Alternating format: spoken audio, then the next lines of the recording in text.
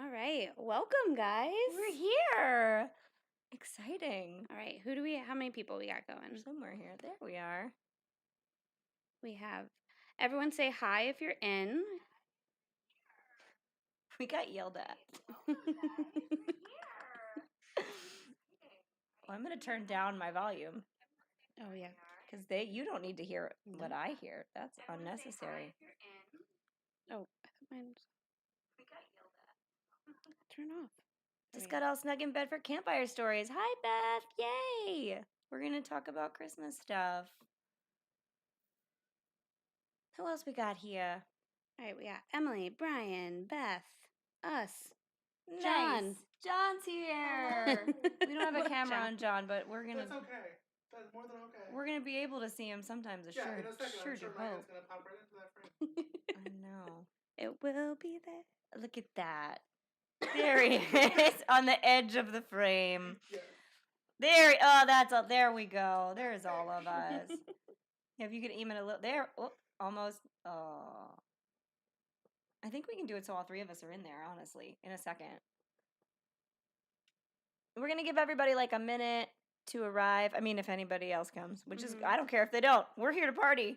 For sure, for sure. We got 5 people watching right now. Hey, 5 people. I think we're 2 of them. No. I mean, that's fine. I'm also one of them, not Oh, okay. So then we're 2 of them, because I think we're all on We Would Be Deads. Oh, no. I like it. It's Guys, fine. We're just here to share this party. on your Facebooks and Instagram. Yes, please share. And somebody share it to the group. Look, all 3 of us are in the frame. That has never been possible before. Wow, We this did is it. Thank you, new house. Real life magic. I mean, I'm pretty happy about it. Pretty excited. To be You can see the perfect. fireplace. I'm sorry. And a box. Oh, where's my Mary Lloyd? I should have it on the table in between us. Oh. We'll pass it to me in a second. Where's the Mary Lloyd? Oh, hey, Mia. Mia! Hi, Mia. Yay! Oh my gosh. Thank you, Emily, for the validation. I can feel it. Yeah, I'm soaking it in now. Yeah, I need it real bad. I'm very tired and I have a lot to do before Christmas. Christmas makes me busy. Makes everybody busy, I would think. This makes me dizzy. Yeah. I mean, it makes me dizzy sometimes too. That's not too far from the truth. That's fine. Guys, I kind of want to change my hair and I'm getting it done on the 22nd. What are you going to do? I don't know. I kind of want to, but I always get scared. While I'm waiting for the Mary Lloyd and we're giving everybody a second to arrive, what should I do with my hair? Go blonde. That's what Violet said, blonder. Yeah. I was going to do like red with lighter red highlights. Okay. Oh, like, what kind of red, though? Oh no, you're going to take this baby? I need him. He's sleeping. He's fine. Like Like ginger red, not like purple red, like ginger red. Yeah. Is that the one and only? That's the Mary Lloyd. Wow. You'll be able to see him right I here. know, I need to see. Oh, see, well. Like celebrity. There's the Mary Lloyd. Good right here. Yeah, she, There's a guy. I crafted her lovingly last year, and she's probably my favorite thing I've ever made, and I make some stuff sometimes. Emily wants you to dye your hair purple. No, I'm not going to do that. I love you, Emily. I love you, but I do not have the skin tone for purple hair, and I would look like the specter of death, and not in a good way. No, I was going to do like a gingery. I love red hair. I think red hair is great. Cute. We'll see. It might be a little blondier, it might be something, but now I'm looking at the screen, I'm like, I don't know, it's pretty good. Maybe we just need some lighter highlights. We'll see. Fun. Or go like auburn. Yeah, that's what I was thinking, but with lighter red highlights, like coppery highlights. Mm-hmm. Okay. I know you're all interested in my Jill. Jill knows no purple. She knows I can't pull it off. She's a good best friend. Perfect. I would look like a nightmare. Beautiful night. Yeah. She is keeping you from excelling. I don't think so.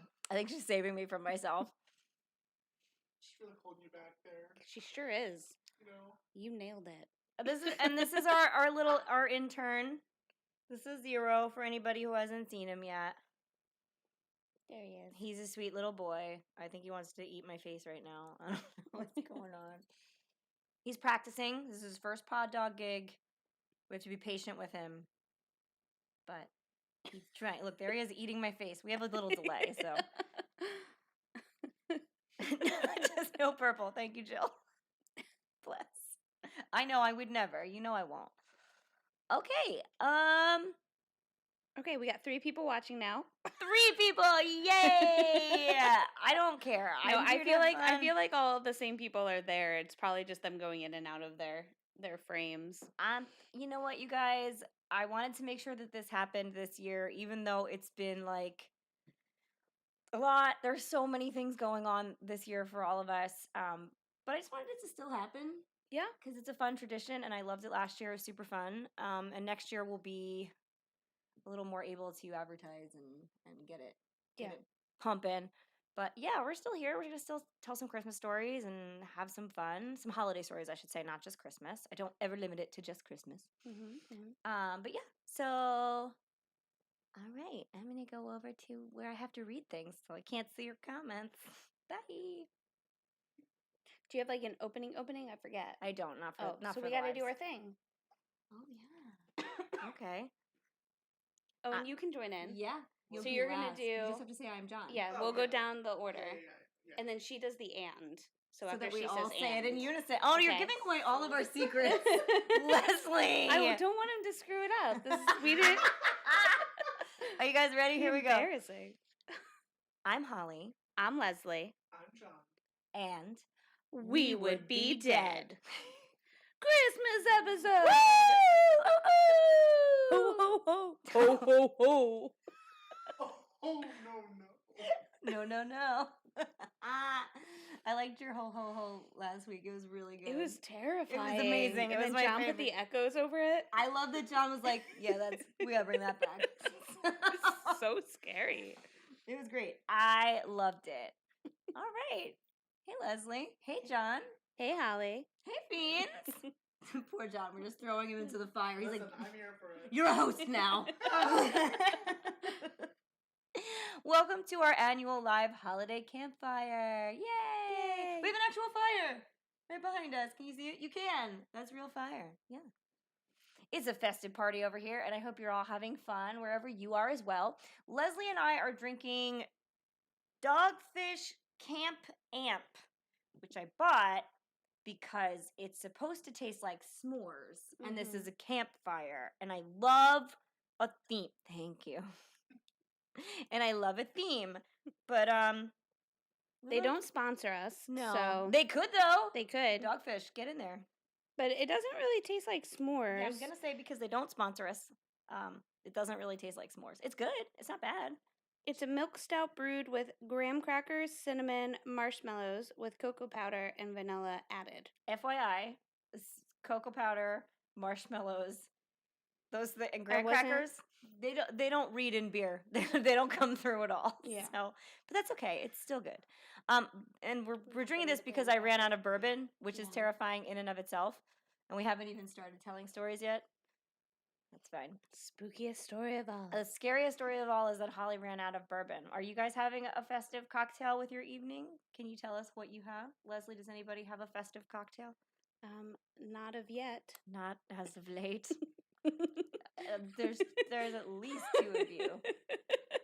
I mean, We got 7 people. oh, okay. We- 7 We're people. partying. That's what I'm saying. I think they keep going in and out of their frames. Fair enough. Stay on the frames, people. Stay in the frames. That's fine. Okay. Well, if you Every time a frame drops, Holly grows feet. I need my validation, or I look like a Look, I wrinkled lost my old hag. sparkles. That's what happens too. Yeah, you did it to yourself. Now your That's glitter's me. gone. Well, anyway, if you're having something festive to drink, drop it in the chat. We would love to hear about it. And we're coming to you live from my new house. Yay! Yes. Which I'm super excited, but also super stressed out about. It's fine.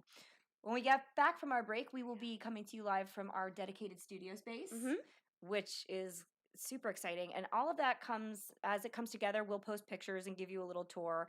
And all of that is happening thanks to our beloved patrons, honestly. Their generous donations allowed us to outfit our space. We have desks and chairs and shelves and things. We're like real professionals. It's pretty cool.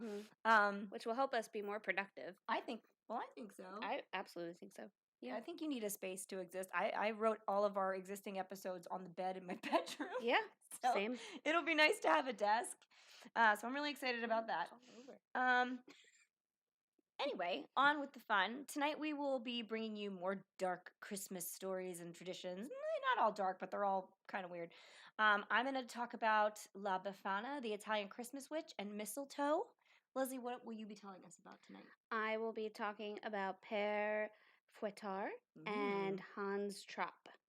Yes, and we teased one of these in our Santa Claus episode. We did. One of them is St. Nicholas's adversary, kind Yeah, of. that was Père Fouettard. That's that one? Okay. Yeah, I didn't have his name when I wrote about him, but that's okay. Mhm. And you guys, we are extra lucky tonight because we have John with us. Yay!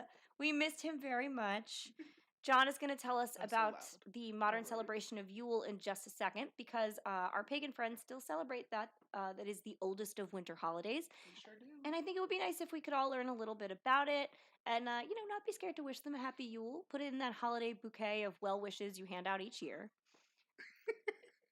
What just happened? I'm giving him the mic. I have a microphone. Oh, perfect. So spooky. I also think Yule is the prettiest of the winter holidays. Oh, wholeheartedly agree. Right? Yeah. Yeah. Yule is responsible for like pine boughs and cinnamon sticks, orange slices, antlers, the festive goat, holly branches, crackling fire, evergreen kind of imagery that we see hanging all around. Like truly the most beautiful of all things.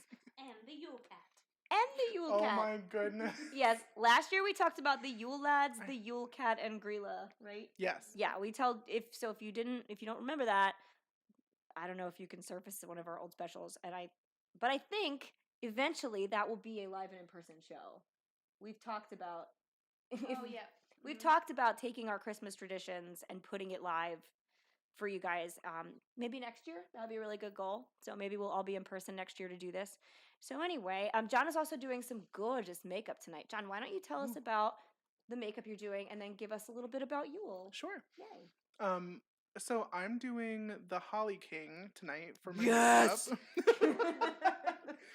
I'm so and it's excited. a really old, like Norse / Germanic sentiment about the holidays. So basically, the Holly King is ruling during right after the summer, Okay. all the way until the summer solstice. Let me get this straight. The Holly King rules over fall. Yes. You did it. Oh my All God. the dark season. I did it. So, and then the Oak King rules the rest of the year, Oh, okay. and they fight, and it's a continuous circle. They so fight. the I Oak, have a little bit about that in the mistletoe piece. yes. we go. So yeah, they're constantly fighting, and I decided why not do the Holly King because he's like very jolly, kind of, Yeah. and he's covered in holly. Which would also be So kind of like You'll have to be all over him. I'm coming. yep, Kind of like the roots of the British Father Christmas. yes, very very similar. Because this looks a lot like the imagery that John has showed us, which you guys will see. We talked about Father Christmas this week in our episode, and if you haven't seen it or heard it, can't see that, you should go listen to it.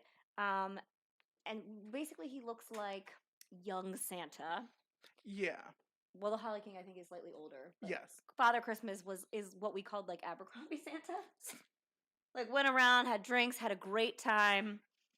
Living his best life. Super fun guy. Did not have any need to talk to children.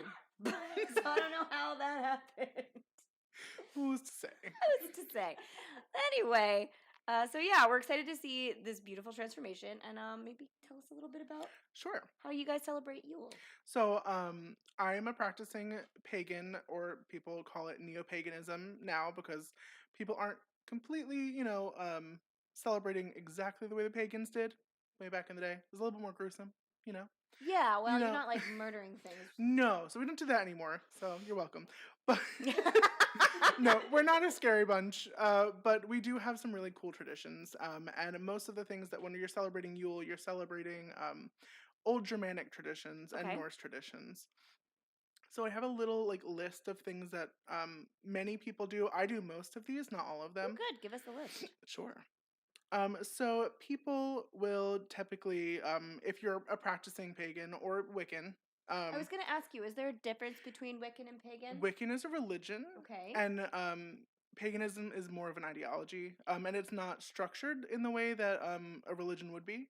Okay. So you're not like I don't know how perfectly to describe it, but it's more Okay. like that. So it's very much more it's a looser terms, and you're not like, hammering down everything All every right, year. so like Christianity has tiers. Like you Yes. could be a Catholic who is very Right. guilty and has to do a lot of things, or you could be, Yeah. I don't know, what's a looser Well, Christianity? it wouldn't, no, because that would still be, because that still wouldn't be like the ideology. I guess it's just having like you could believe in a higher being, but you might not, like, you might feel like, oh, I believe in God, but I don't need to go to church to do Yeah. it. And paganism is very nature based, and Wiccan, being a Wiccan, is very nature based. But it's very. Can you be both, or is it one or the So other? you have to have both. You can have both, but you can't have Wiccan be like somebody who's Wiccan without the pagan traditions. Oh, So they've okay. taken the pagan traditions and turned it into more Into of a a religion. legit religion. Okay, so there's an evolution. Yeah. Thank you. It's interesting. Yeah, that's very interesting. So leading on to that, or adding on to that, usually you'll set up a Yule altar, which consists of many times your Yule log. So your Yule log will be your altar until Christmas Eve, and then you burn it, and you adorn it with all different kinds of fun branches of like pine and herbs and candles and all of that fun stuff. See, it's pretty, and I It's want one. it's very picturesque. I'm still setting mine up, and I'm a little bit late, but it's I fine. have so many logs in my backyard. We cut down like 6 pine trees. You Yes. can have whatever you want. Perfect, wonderful. So you set one of those up, and they're very intricate. I'll post a picture of mine when it's done. That way you guys can see it. Oh yes, I'm excited. Yeah. And then you can recite prayers or kind of words to welcome back in the sun, because that's at the solstice. You're welcoming in the warmth of the year. The days get longer. Yes, right? and the Holly King Okay. has been defeated, and the Oak King is rising Ugh. because you're getting the sun back. I know, because darkness is ending, and so I have to Right. retreat into Exactly, the precisely. Look, my name makes a lot more sense now, and I really Yeah. appreciate it. I'm obsessed. I'm obsessed with that. Oh, you should tell your parents that. They're gonna be like, no. Then there's some rituals and tree blessings. There's there's saging or smoke cleansing. There's Yule greetings, big gatherings and things like that. Cooking for your family and cooking for many people and like giving out food and stuff is huge around this time. And so that's basically it. That's most of the things that people do. There's some older traditions that are no longer in play. Like the original Yule log was a Yule tree, and they would burn that for I think for 12 days. That's a lot. It Oh, was- that's got yeah. like Hanukkah vibes to it. It does. Okay, It does. okay. Yeah. Well, I feel like Yule is the original winter holiday. It is the and original. everything else is a branch of it. So that for the Germanic, tree. yeah, Oh. right. For the Germanic. Oh, hello. Hi, Don. It's like original kind of in that way, and then you also have like Saturnalia and things like that, which were Yes. in Rome and so on and so forth. So that's a little bit about Yule. We didn't talk about Saturnalia this year, and that was purposeful. I wanted to save it because we need to spread things out. Yes, So next year we'll probably talk about it's a that fun one, and I It- have desserts, like I have recipes Ooh. from the time period. So I'll That's too make exciting. those. All right, well, maybe next year our special will be a Saturnalia festival. Heck yeah. We could do some videos Yes. of making too. Yes. Yes! You Love. guys, you're just here for us brainstorming and talking about Yeah. stuff. This is what it's like when we are not recording. So, But yeah, yeah. next year we'll celebrate Saturnalia. I'm so down. One year we have to get together on Krampusnacht too, because that's my favorite. Please. Mm. Yes, please. Make sure the children don't get beaten with Right. branches and taken away. It's great. So anyway, thank you, John. Of That course. is wonderful. Leslie, do you have anything to add before we begin?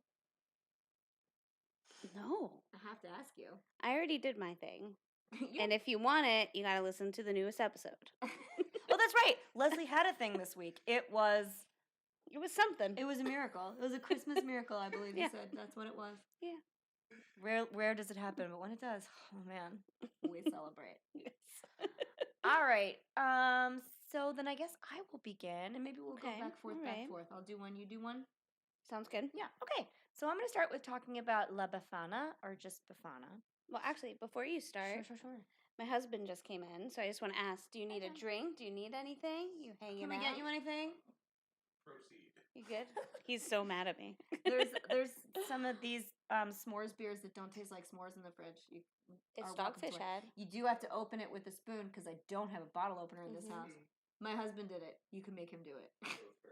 And if you want to listen to the sound, the headphones are there. Mm-hmm. You're welcome. Okay, continue. All Helen. right. On with the show. On with the show. Which John's now cringing because he's like, I can't push that sound.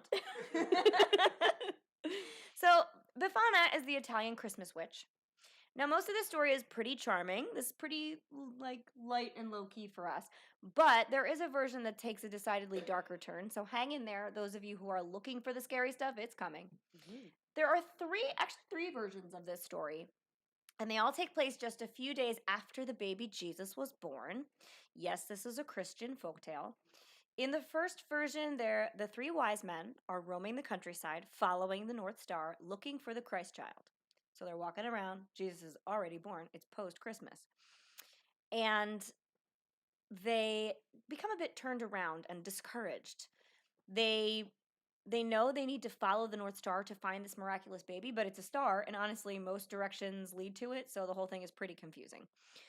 While on their seemingly fruitless quest, they happen upon the cottage of La Befana.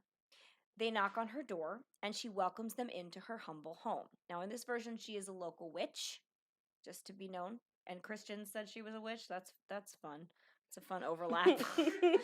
I know. It's true. Well, that ties in with the notion that Christianity adopted some of the pagan rituals and aspects and things to be like, it's okay, pagans, we're cool. Like, we love witches and pine trees. You should be a Christian. It's fine. Don't worry about us being here. Yeah. Right. We're all the same, you guys. And then they were not the same. So the three wise men knock on La Befana's door, and she welcomes them into her humble home. The wise men immediately notice how clean and tidy her little cottage is and compliment her on it. La Befana then tells them that she is known as the best housekeeper for miles around, which her cottage is supposed to be kind of in an isolated area, but I guess she lives right outside of a town. They then ask her if she knows where the Son of God is hanging out these days. They're like, hey, Jesus is around. Do you know where he is? Because we're supposed to follow a star, and that's in the sky. And she says that regrettably, she doesn't know where he's hanging out, but they are welcome to spend the night at her home and then head back out on their search, refreshed in the morning, which is probably worthless because you can't see a star in the morning. But that's beside the point. Nobody mentions that. This story is told exactly the same way every time, and they don't mention that you can't see a star in the morning. Well, but I wonder if this one you could. You know how sometimes you can see the moon? Yeah. So I wonder. I don't think you can all day ever, though. But this is special. Maybe this is the all right. birth of Jesus. Listen, guys, I'm really. And God is really trying to get the directions. He's like Google mapping it for these guys. First of all, you are a better Catholic than I ever was. So I will just trust whatever you say from your Catholic school adventures. Yeah. He's trying to get him there the fastest because it would actually take the wise men about 2 years to get there. Probably. So either they started 2 years earlier before he was ever even conceived, or they get there when he's like 2 years old. So God is probably just like, I'm just going to keep this star in the sky, and they can just go and get him. Yeah. All right, listen to Leslie. She knows. That's the right answer. Yep.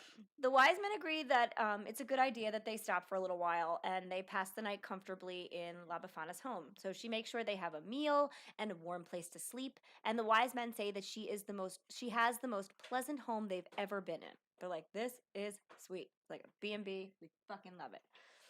That's how they phrased it. Exactly. In the morning, they decide that they like La Befana so much that they want to invite her along on their frightening and seemingly never-ending trudge through the wilderness. They're like, you can come with us to find Jesus. It's great. Yeah. For 2 years. Fun. But La Befana declines and says that she's sorry, I can't go, guys. I have to clean my house. She's like, I'll get it on the next time. I know. Sorry, next boys. Roundabout. No Christ for me. It's sweeping time. I'll catch up with you. Yep. That is precisely what she says. And so the wise men are like, all right, you're lost. This is going to be super fun. And they go along their way. But a few hours later, La Befana realizes that was what a stupid mistake she made. She could be on this really fun adventure, and she could see Jesus, like, hanging with the guys. Fresh out the box. I know. Right away, Jesus. So, that was a pun I didn't intend, but I hope you all enjoy it. I'm gonna own it. So she grabs a wicker basket and she puts fresh baked goods and homemade candies and dried fruits into her basket. Put it on her back. This also looks like the Krampus's basket, by the way, because it's That's what I'm a similar picturing. tradition. Then she hops on her broom. Remember, she's a witch and she's known for sweeping, Mm-hmm. and heads out to look for the 3 wise men and the Holy Child. But she never finds them. Oh. I know. So every year, in honor of the baby Jesus, on the eve of the Epiphany, which is the end of the Christmas celebration for the Catholics, not totally sure what that is. Is that when they finally arrive? It's like January 6th. Mm-hmm. That's that's what I was telling you. Like, we celebrate that Saint Nick's Day sometimes. Yeah, Like, everywhere it's I like read the it was called end. the Epiphany. Yeah, it's just like the end of the Yeah, that's when Christmas. Catholics take their trees down. Yeah. So, on this day, she visits all of the children in the land, probably just Italy, because that's the only place where they talk about her. And if they are good, she leaves them candy and baked goods, sometimes in their shoes, sometimes by the fire. It depends on locally what you leave out for her. And if they have been naughty, she will leave them a piece of coal from the fireplace, or if they don't have a fireplace, a stick, or sometimes onions and garlic. Ooh. Because even if you've been bad, you still have to eat, which is the most Italian thing I've ever heard. Yes. But Right? that would be great, because I always need onion and garlic. Just make a sauce real quick. Yeah. Yeah. Fantastic. So turn the bad into good. Maybe that's part of the tradition. There you go. Yeah. Silver lining. She wasn't scary at all. No, either way, because she cannot resist the urge to keep a clean house, Befana will sweep all the floors before she leaves, even if you're bad. She still is like, ugh, I still have to clean your house. You're filthy. If, however, you catch La Befana in the act, she will thump you on the head with her broom. So if you see her, she hits you in the head with her broomstick. That's a very Italian aunt move. It is a very Italian aunt or aunt, because I can never say them. It is very much that, because for whatever reason you're not supposed to see her, which this all ties into like Santa Claus traditions, because you're not supposed to see them. So if you catch her in the act, she'll hurt you. Oh. She won't just be like, "Oh, I'm so sorry."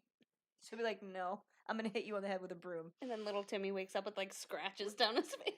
Or like a big lump on your head. Yeah, So you sometimes. might have a concussion. Yeah. I don't know. I can't say, or I'll get another With the one. broom? With the broom?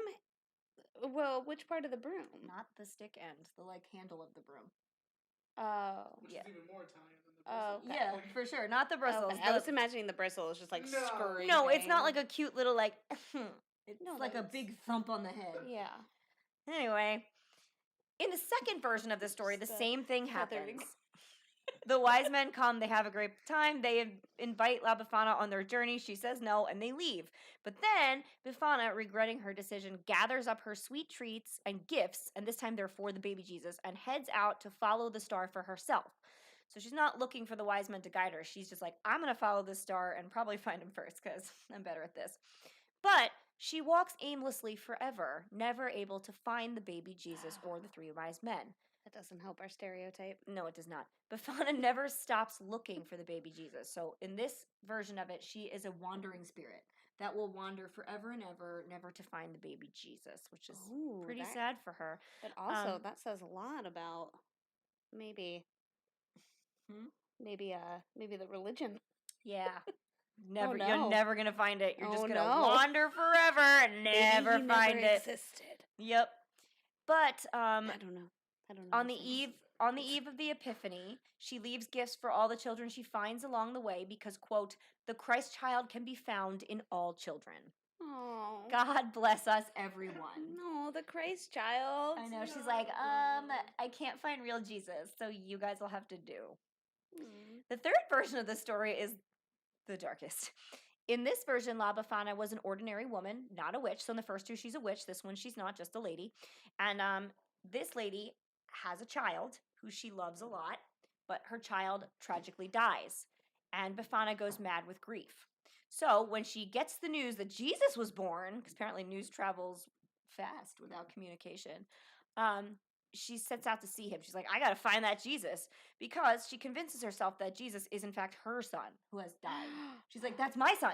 My son has been born somewhere else, and I'm going to go find him, which is super sad.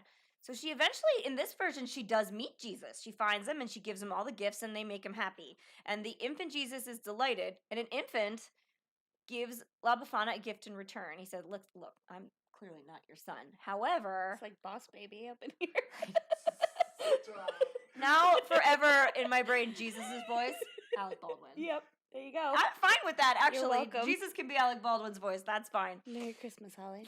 Thank you, Leslie. So, yeah, in return, Boss Baby Jesus gives La Befana the gift of being the mother of every child in Italy. Aww. Yeah, which is also cute. But in turn, this gives her the right to check up on their behavior, clean their house, leave them presents or cold, depending on their behavior, and smack them on the head if they catch her in the act of something. I'm okay with that. So I feel like I am partly a descendant of her, and if she ever would like to come clean my house, doors wide open. We're good. Yeah, clean any Yeah. houses you want. Make her an altar, she will. Oh, well, John. It's true. I mean, they all tie Let's in. get to this. They really do all tie in. Okay. All So, right. La Befana, like, we want to know what she looks like, obviously. Yeah. She looks like the most traditional of old Italian ladies in the world. Kind of like if Stregonona didn't eat as many noodles. Who's that? Oh my, what? You don't know who You don't know who Stregonona is? Stregonona Do I know? I might know. Stregonona it's a children's book where she has the pasta pot that creates like never-ending noodles. I'm Stregonona. You are Stregonona. I love it. I don't know if I. And like I'm her, gonna what's her Google. little Anthony, little Anthony or something is her like son or whoever Yeah, lives with her, and he yeah, steals yeah. the pasta pot, and it makes like the most noodles in the world, and it fills the house with Oh noodles. yes. And like, Okay. yeah, that's Stregonona. I am sorry. Oh, there's a Merry Christmas. Do you see her picture? Oh, there's a Christmas Stregonona. I got Maybe I'll read that for our story. You should. Now we need to buy. Now I have to buy Christmas Stregonona. Damn it. But anyway, if you don't know what Stregonona looks like, and Leslie didn't until just now, are you putting it in the chat? No. Okay, never mind. She is dressed kind of like in old-timey peasant attire, so it's like conflicting patterns, a skirt and a loose top, a kerchief on her head, and an apron around her waist. She has gray hair and wrinkly features on her face and a long hooked nose.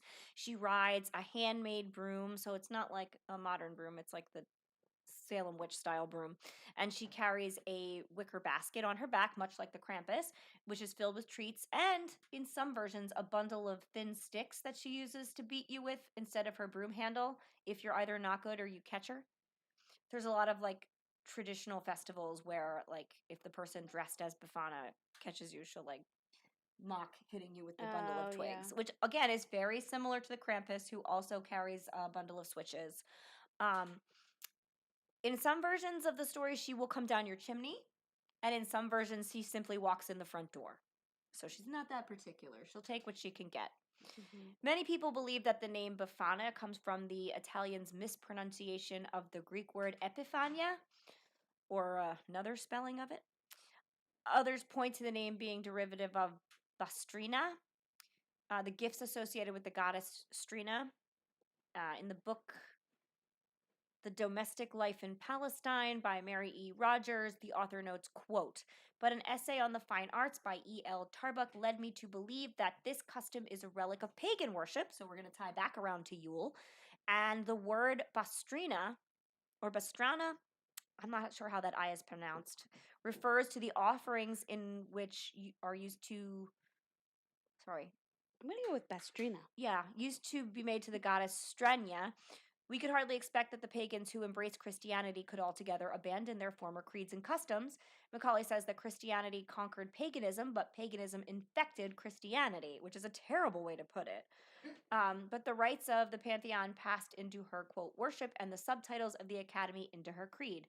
Many pagan customs were adopted by the new church. So this is what we talked about earlier, wherein the Christians said they would like just subtly adopted some aspects of paganism in order to draw the pagans in and then convert them to Christianity. Now, a theory that connects the tradition of exchanging gifts to an ancient Roman festivity, which would be more of the Saturnalia vibe, celebrated at the beginning of each year. So this is more of a New Year's thing when Romans give presents to each other. Oh, so that theory connects those two. Sorry, I just have notes right now. So yeah.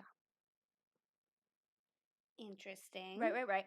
So her presents were also kind of the same description of this goddess Strenia, like the gifts that you would get for her, were similar to those given by Befana. So dried fruits and honey and sweet things and baked goods. and her solemnities were vigorously opposed by the early Christians on account of their noisy, riotous character. So they didn't like this first festival because they're like, it's too noisy and crazy. So we'll create our own, and she'll be a chill old lady that lives in a cottage in the woods. Fancy. Yeah, kind of. So yeah, that is La Befana, the Christmas witch. Oh, thank you, Holly. I know, she's really fun. She is like skinny Stregonona who will give you presents or leave you cold. Oh, and actually in a lot of towns in Italy too that still observe her during the Feast of the Epiphany, you can buy in stores candy that looks like coal. So it's like a hard black candy that they sell so that modern children won't actually get.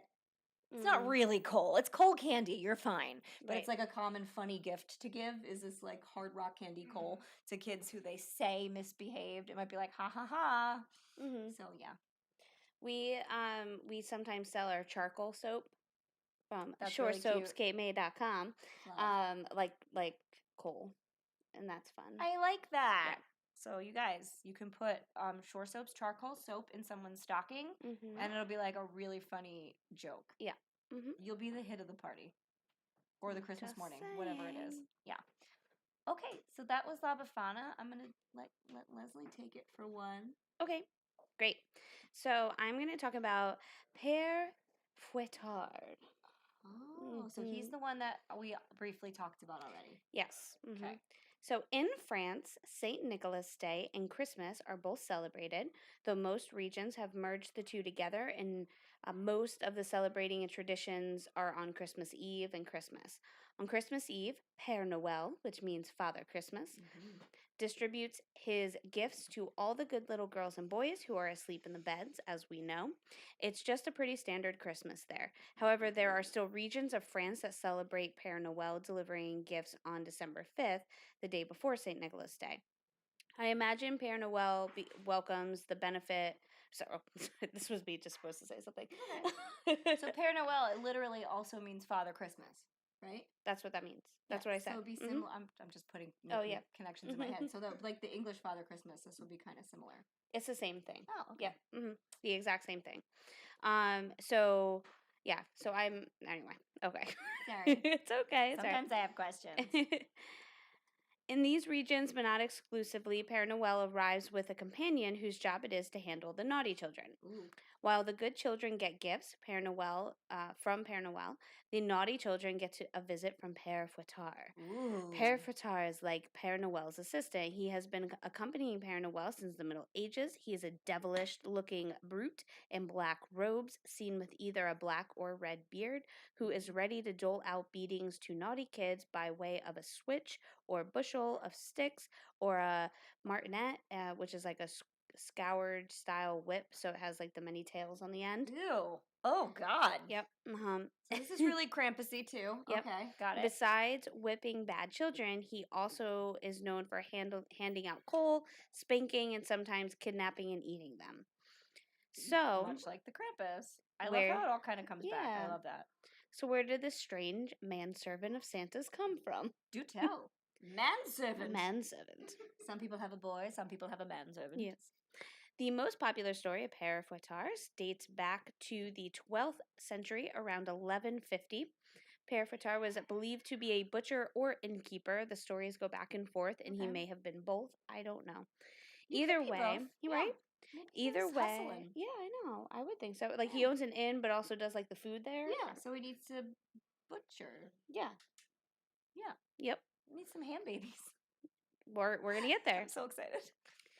So either way, he and his wife were struggling financially, and their business was located near a religious boarding school where many wealthy parents sent their children. The couple cooked up a grotesque plan to rob some of the children as they passed by on their way home, in hopes that they would acquire some of the gold that their parents surely filled their pockets with. Because that's just what parents do. They stuff their kids with a bunch of gold. And then irresponsible little child. Go to school. Take all this money. Yeah. Mm-hmm. Oh my God. I would have so many weird things if I did that.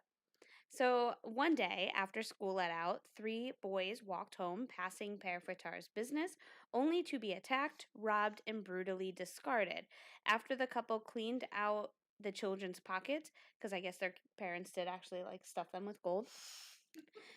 Père Fouettard slit the boys' throats, chopped them up, and stored them in a barrel to pickle in hopes of passing their meat off as ham. Ham babies! In other stories, though, sometimes, like, the wife just makes them into a stew. Like, they just try to get rid of the body, so it's not always this, like, throwing them in the barrel. I will only accept ham babies. But this one makes the most, like, overall, this is the story that makes the most sense, because otherwise it just kind of, like, stops, and it doesn't make sense why. And I'm furious. Yeah. Okay, so now all the children are just chopped up little bits in this barrel. They're brining. In the salt. Yes. Some time passes. Some accounts say up to 7 years go by. Oh no, that's too many years. They're just gross. in the barrel, brining up. Oh no, I hate that a lot. Probably tastes so good and salty. Well aged. Well aged, yeah. Nice aged ham baby. Yeah. Mm-hmm. Saint Nicholas arrives in the area, which some to believe.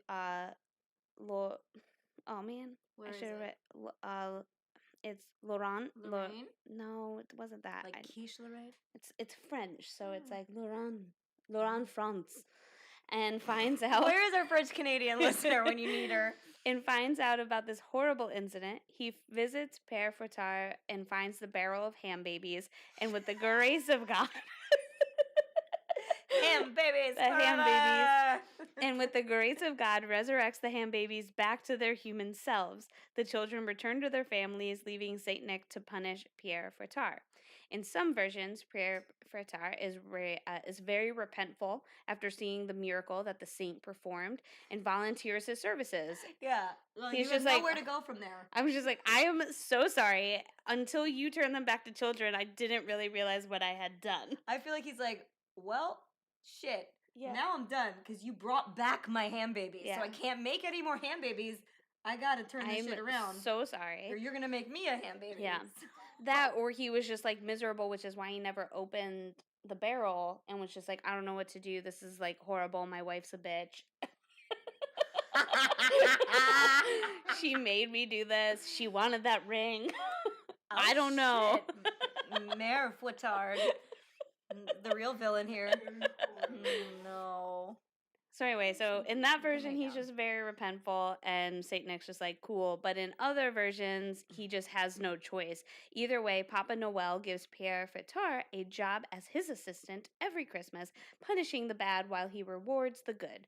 Punishment generally involves whipping, but sometimes would just be to give a child a piece of coal, or even worse, kidnapping the child, placing them in his sack, and enjoying him for a snack later on, because now he's a cannibal. Why not? Yeah. Well, I mean, he was always a cannibal. He was like, these babies are ham. No, but he didn't eat them yet. So in some, I don't know. In some versions, bacon, they did eat That's them. bacon, kind of. Well, no, they call it ham. In the stories. Yeah. In some versions, he did probably have some in a stew. But in others, it was like they were just in that ham brining up. If you're in a time of famine and you have a barrel of ham, you ate some of that ham. He might have. I'm just saying. For probably. sure. Okay. Oh, 0. You made a growl. In some versions of the story, Père Fouettard is forced to accompany Père Noel by being handcuffed and tied to Papa Noel's Christmas donkey, which we talked about. That was the Guy. Yes, Guy. I don't think it's Guy though. I don't forget. It's GUI, not. My children are screaming like they're being dragged off by Père Fouettard. They're having a time. I know. They're sleepovers. Yeah, so in rowdy. France they have the Christmas donkey that he walks around with, which is super cute and fun. Like Dominic the donkey? Kind of like that, but it's like real and not Guy, terrible. I think it's Guy. Anyway, another more historically verifiable event happened. This can explain Père Fouettard's like dirty face. So a lot of times he's like seen, he's filthy. Yeah, very filthy, and the fact that he likes violence against children. In 1552, the northeastern French city of Metz was under siege by forces of Charles V, the Spanish king, and the Holy Roman Emperor. The anger of the citizens led them to make an effigy of the emperor and drag it through the city streets and burn it. At the same time, the tanners of Metz had created a grotesque character who punishes children. The two separate effigies somehow married themselves together in people's minds and then became part of the lore of Père Fouettard. So a tanner is like a person who makes leather, not Full House tanner. Yes. FYI. I know you all were like, when did that come into play? So that's really the story. So he just like goes around and That's a lot. yeah, but he's like everywhere. He's in all their parades and he just like has some. It kind of looks like the witch's broom. Like it's like a bunch of sticks. Like I mean, there's a common theme. There's usually a broom, and in Icelandic tradition, or it might be a different one of the Christmas traditions, which again I don't do all of them at once because like we have to have somewhere to go, involves hiding a broom. So there's always a broom. There's frequently a little bundle of sticks, which feels like it just is another broom to me, but I guess it's something different. They're like switches.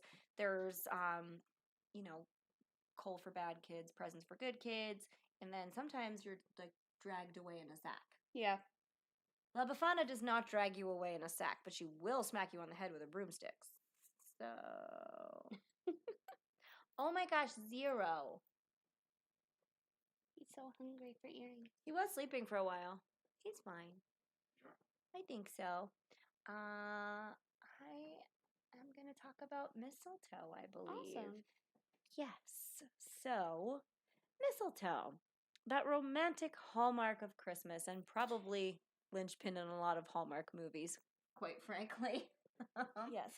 I remember having mistletoe, like plastic mistletoe in my house as a kid and being like, this is the cutest, most wonderful thing. I bet a romantic comedy is going to occur in my house as soon as I hang it. Yep. It never did, you Oh, guys. Never one time. It just hung there. But you know what?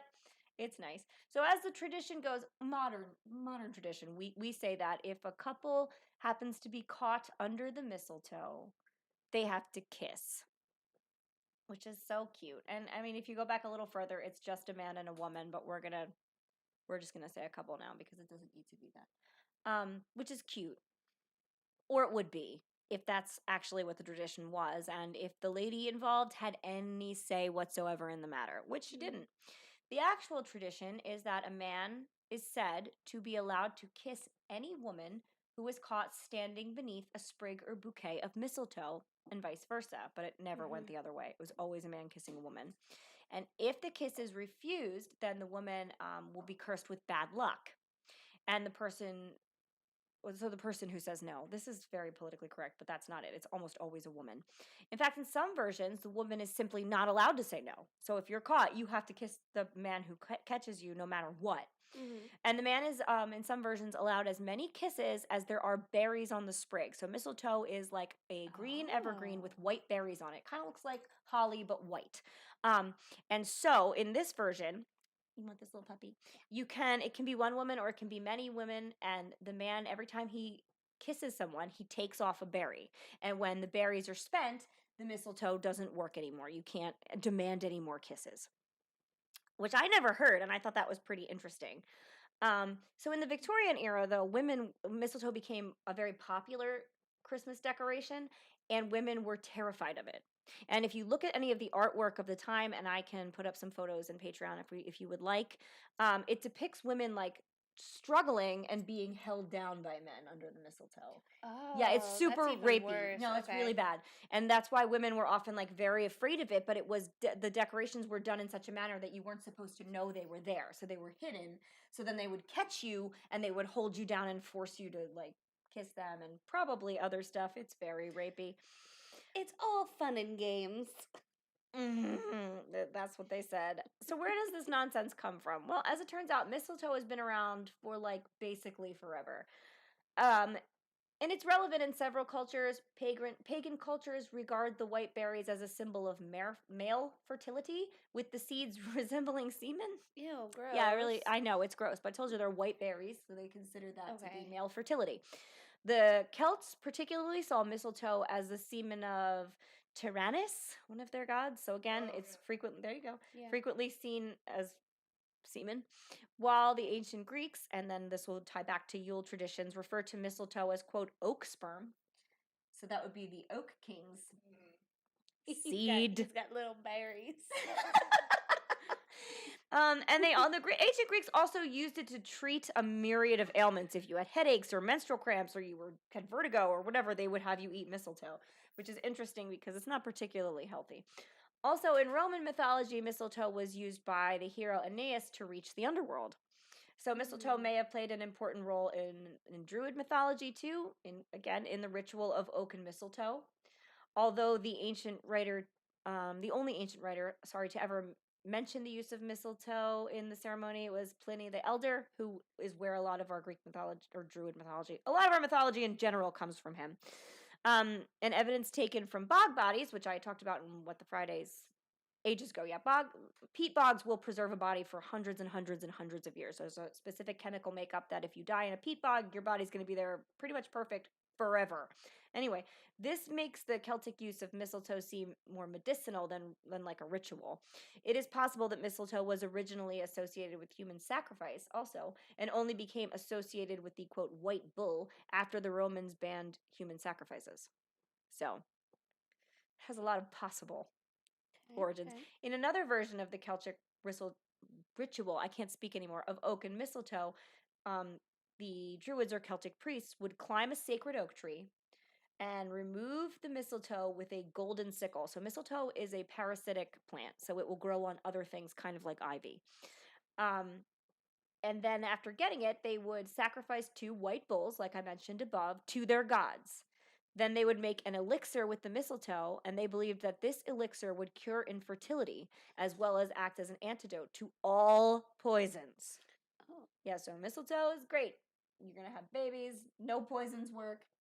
Mistletoe is the best.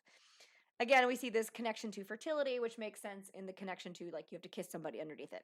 In Norse mythology, Loki tricked the blind god Hodor into murdering his own twin brother Balder with an arrow made of mistletoe wood, being the only plant to which Balder was vulnerable. So this is like his kryptonite, very Superman moment. Some versions of the story have mistletoe becoming a symbol of peace and friendship to compensate for its part in this murder. So like, oh, it did this horrible thing, so we're going to reverse it by using it as our symbol of peace and friendship. The Romans associated mistletoe with peace, love, and understanding and hung it over doorways to protect the household, which I guess in like paganism would be more like, isn't rosemary something you put in a doorway or whatever? Rosemary, you put lavender. Rosemary is like the general protective Right. herb. Like if you are missing something in like a ritual, just throw it. There you go. So the Romans That's used what I do mistletoe in a cooking, too, very sometimes. Yes. I mean, it's delicious too. It is. It sure is. So the Romans used mistletoe in a very similar manner It's to a good that. They'd be like, Christmas "Oh, it'll protect you. We'll keep it here. It's the best thing ever." In the Christian era, mistletoe in the Western world became associated with Christmas as a decoration under which lovers are expected to kiss, as well as a protection agent from witches and demons. So there you get another thing where like pagans used it similarly as protection, and they're going to use it as protection against them. Cool, nice way to flip it, you guys. Mistletoe continued to be associated with fertility and vitality through the Middle Ages, and by the 18th century, it had also been incorporated into Christmas celebrations around the world. So the custom of kissing under the mistletoe is referred to as popular among servants first in late 18th century England. I guess which would track if you would say like they were trying to like, pagans were more associated with people who had not converted to their society yet, so they would still be in like a servant class. Not that I think that's good, but I do think it makes sense in the mythology of it all. The servant class of Victorian England is credited with perpetuating this tradition, and the tradition is, as I mentioned earlier, a man is allowed to kiss any woman standing underneath the mistletoe, and if they don't kiss back, they get bad luck forever, or whatever. So people have reportedly also been poisoned and died from consuming mistletoe. From at least the mid-19th century, Caribbean herbalists of African descent have referred to mistletoe as godbush. In Nepal, diverse mistletoes are used for a variety of medicinal purposes. Particularly, they use them to treat broken bones. I don't know how that works, but good for you. Other cultures associate mistletoe with fertility because it bears fruit in the winter. So something that would make you fertile in the time of when nothing else is fertile. I mean, I guess I can see that connection. Not a lot of things bear fruit in the winter. In Austria, mistletoe was placed in a couple's bed to encourage conceiving a child. In Japan, the Ainu, who I didn't really research, would chop up mistletoe and put it on their fields to ensure a good crop. Welsh farmers believed that a hearty crop of mistletoe would mean they would have a good crop the next year. So why do we kiss under it? Well, no one really knows 100% for sure, as it is with a lot of these traditions. There's like a lot of branches to the tree. One possibility comes from Norse mythology. Most possibilities come from Norse mythology. The god Balder was, like I said, killed by an arrow or a spear made of mistletoe. In some versions of the story, he is then resurrected, and Frigg, the goddess of love and also his mother, said she would kiss any person who passed beneath the mistletoe to show it was a symbol of love and not hate. So that's how we get the fact that, oh, this is a symbol of friendship and love and not terribleness. Oh, maybe that's what like the pagans took back. Sure. Yeah. I mean, I think Norse even predates pagan stuff. No, but I just mean because then it turned into like a rapey thing, and so Yes, maybe it the did. pagans were like, no. Yeah, This was sure. always meant to be like protection and love. Absolutely.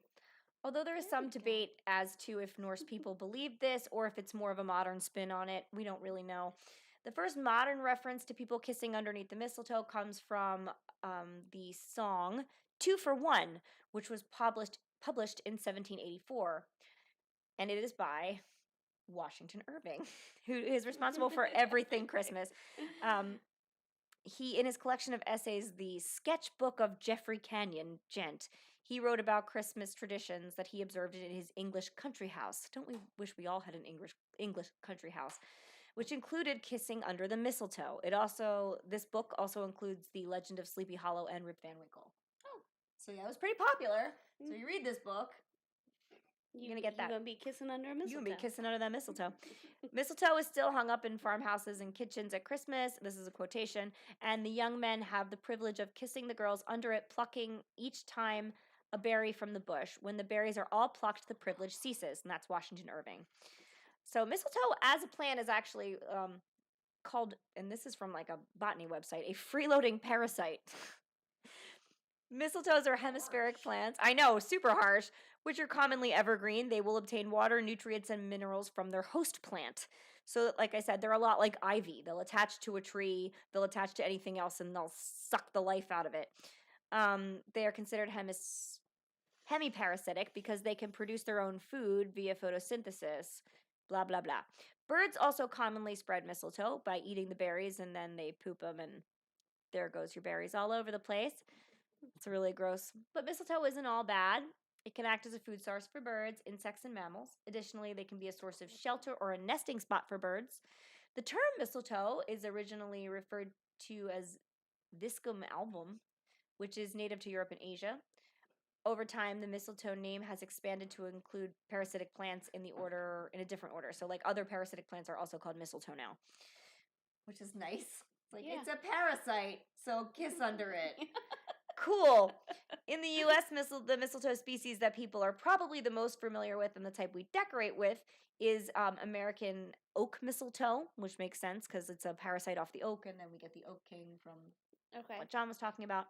But it has shorter, broader leaves and larger clusters of berries, which is bad for the kissee, because if you get like 26 berries versus 10, that's a lot more kisses. It can be found in New Jersey.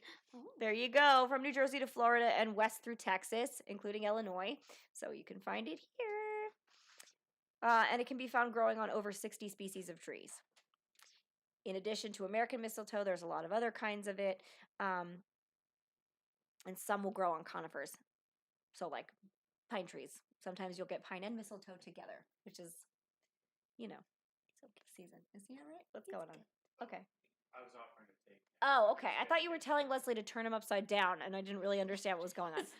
So It's time to flip the I baby. know the ham baby's gotta turn. Gotta turn that ham baby. It's Gotta time. make sure he gets an even brine. I know. So I remember when I was a kid. God, all the news terrible things happened when I was a kid. You're gonna Yeah. get a tooth in your ear. A thing went around on the news where they said mistletoe is toxic, so you shouldn't have it in your house. So, like, if you want to have the tradition of mistletoe so that your kids don't eat it or get a hold of it, or your pets don't, get plastic mistletoe because it's gonna kill you. Everything. Oh, I remember this. Okay. Okay. So I a remember little. this There one. we go. There's another one. So it's a common belief that mistletoe is poisonous or deadly, and this is true for European mistletoe, but American mistletoe is less Oh. toxic than its European cousin. I know. So one analysis of America. exposure concluded that 1 to 3 mistletoe berries or 1 or 2 mistletoe leaves are unlikely to produce serious toxicity. Another study found that 99.2% of those exposed to mistletoe had absolutely no poisoning symptoms and there were no fatalities, and that the accidental ingestion of American mistletoe is not associated with profound toxicity. However, if you're like importing your mistletoe from Europe, you might die. Regardless of its lack of toxicity, it's still probably a good idea to keep the sprigs and berries out of the reach of children and pets, as you never really know what you're going to get.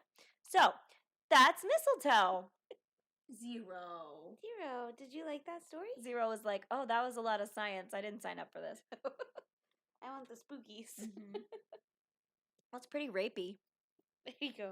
It was very rapey. I'm so sorry, boo-boos. I'm gonna do a costume change. Okay, well then, if we're gonna take a second, I might use the restroom in a minute. Oh, a costume change. Wait, is this for your story? No. Oh, I thought you were like, I brought this prop for my story. You got really excited. How we doing? Let me check in over here. Ooh, Zero. Jeez Louise. Don't hop like that. It's a hoppy puppy. John's gonna get a costume change. Hello, friends. Who am I seeing here? Who's still here? Hi, Taylor. Ooh, we got 8 people watching. Hey. Taylor, what's up? Hey, Ray. Hey, Does that mean everybody. Lisa's there? Oh, is Yeah, Lisa there too? My Santa. And yes, this Taylor, we have the puppy. He's right here. He just tried to jump out of my lap. He's cute. I like it. I just have earrings. Oh. Ray, you still here? Everyone, shout out. Everyone, call out if you're here. I might So step I to have- tinkle while you're telling the story. Okay. But you keep going. All right. Yeah. Go ahead. John's in there now. Oh, all right. Oh, I'll wait till John comes back. honey. Oh, but he looks so good. He does. I'm excited to see it. I gotta tell the story to somebody. Yeah, I'm gonna stay. Okay. All right. Well, You I'm tag just off, gonna we're I'm gonna good. go in. All right. Get in there. Tell us the story. I got the last story. John is finishing up his costume. That's why it's panned on us. That way there could be a big a reveal. grand reveal. Yes. So don't leave. Do not leave. Don't do it. Don't go nowhere. Don't do Okay. All right. So we are going to talk about Hans Trapp, which is also a French one, but it's very German. But there's also like a Sounds weird. German. Yeah. He goes to Germany for a bit, but I Oh, don't. okay. But he lives in France He right just now. visits Germany briefly. Got it. Yes. And I have now forgotten how to pronounce these towns, so I apologize. Yes, I don't think. John looks so good. You guys are gonna lose your mind. Oh, he does. Oh, I like it. Okay. So, Hans Trapp is also known as the Christmas Scarecrow.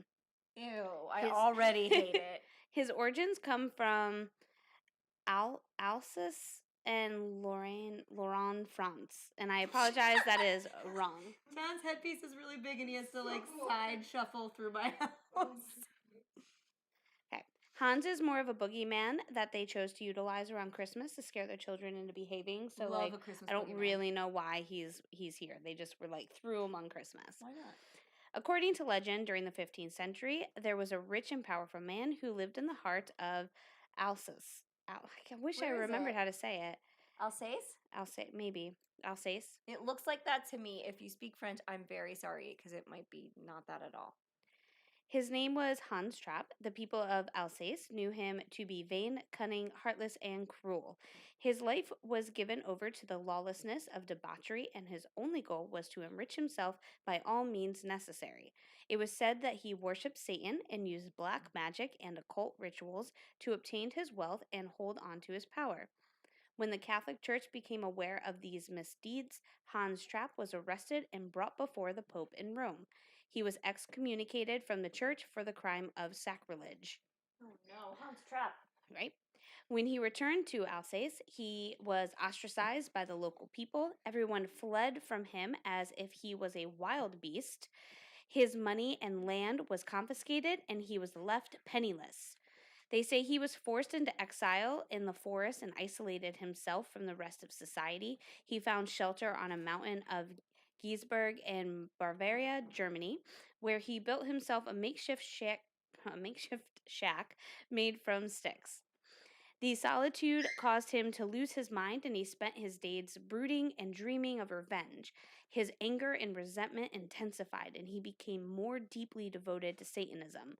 Descending into madness, Hans Trapp began to dream of eating human flesh. The evil man was obsessed with a desire to bite into the flesh of a human arm, leg, or thigh. He roamed the countryside and disguised himself as a scarecrow by stuffing his ragged clothes with straw. He spent his time gathering sticks and hay in the field and lying in wait, looking for the perfect victim.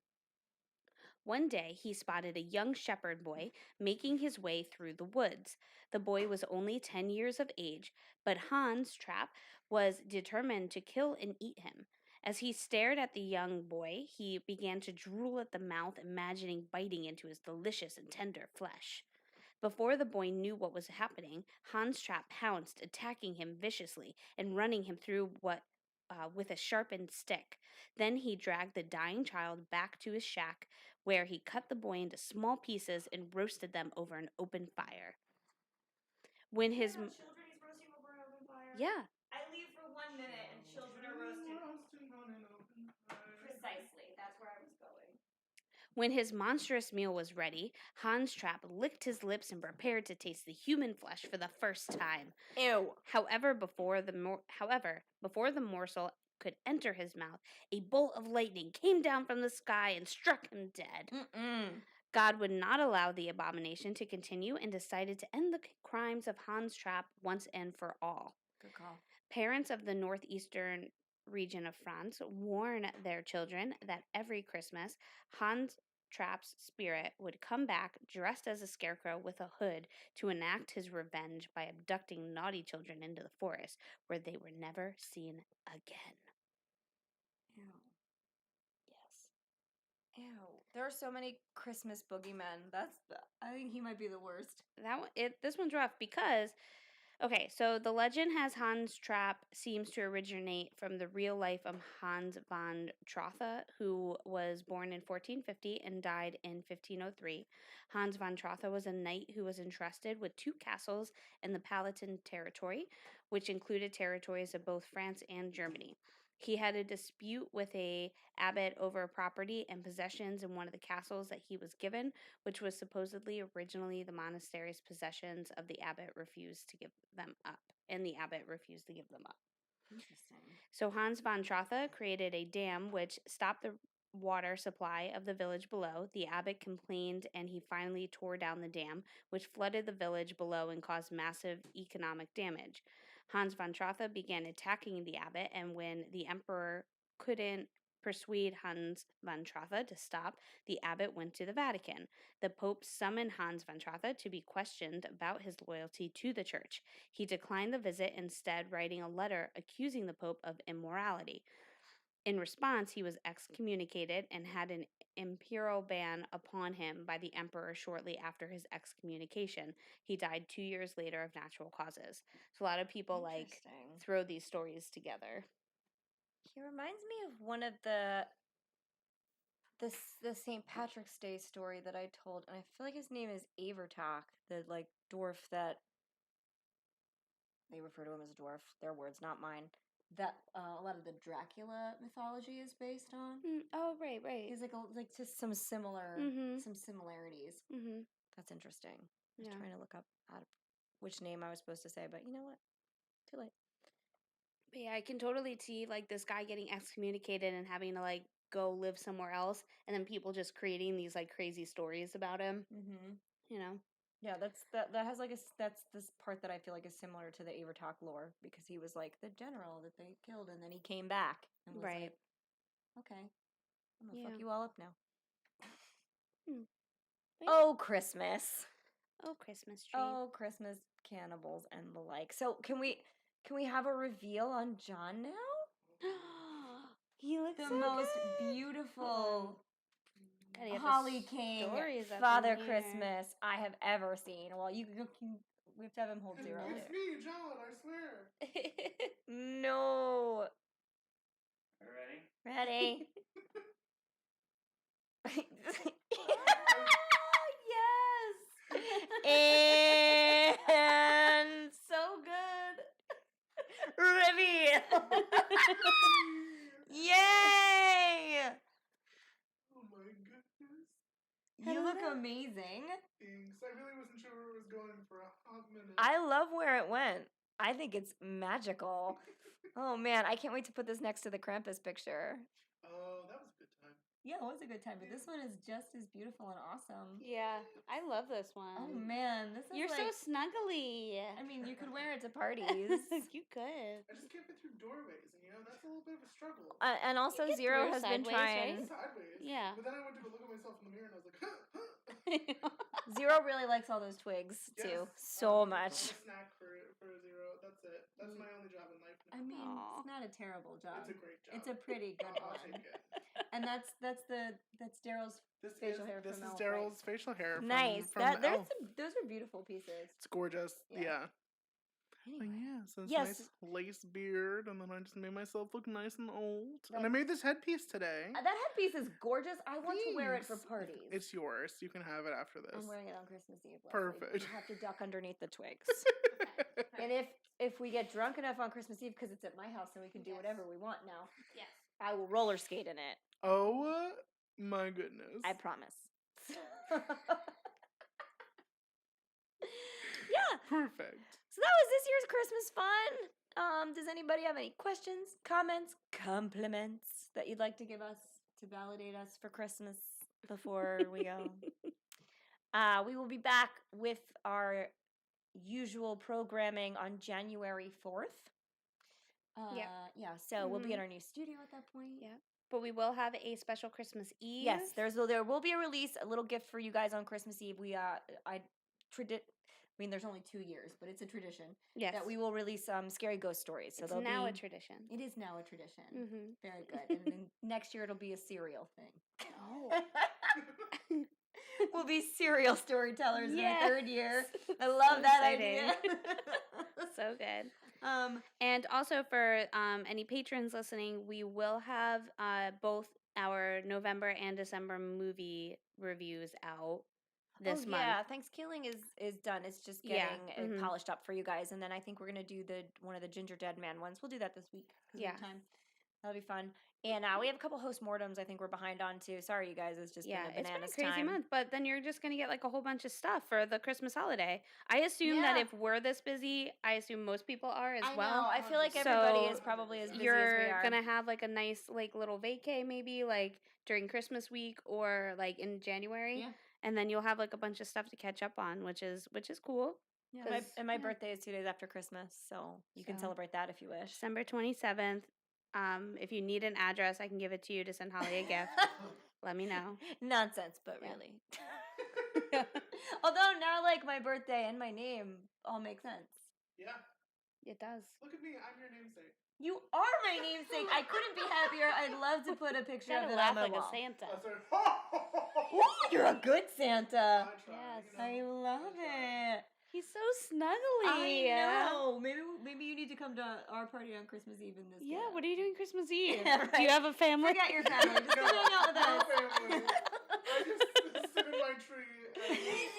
Perfect. Parasitically, like We eating have it like trees this. here. I have so many trees at this house. So, I love the delay because right now I'm just like doing. I know there is a little bit of a delay. So, There's hair in my mouth and I'm just. yeah. Well, oh no, I'm good. You did it, but I did it at the wrong time. I make a face for a long time in this Yep. delay. I can tell. Great. Anyway.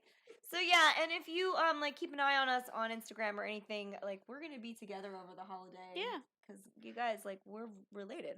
Yeah. We see each other all the time. Mhm. So you might see a live pop up here or there if we get festive enough on Christmas Eve or New Year's Eve. You might be here on New Year's Eve, right? yeah. So you might see something like that. Anyway, so thank you guys for tuning in, and you'll hear from us next on Christmas Eve. All right. So do I do a sign off in this? I don't Yep. remember. Sometimes If we were caught under a mistletoe. caught under the mistletoe or children in a forest at any point in time, We would be dead. Bye.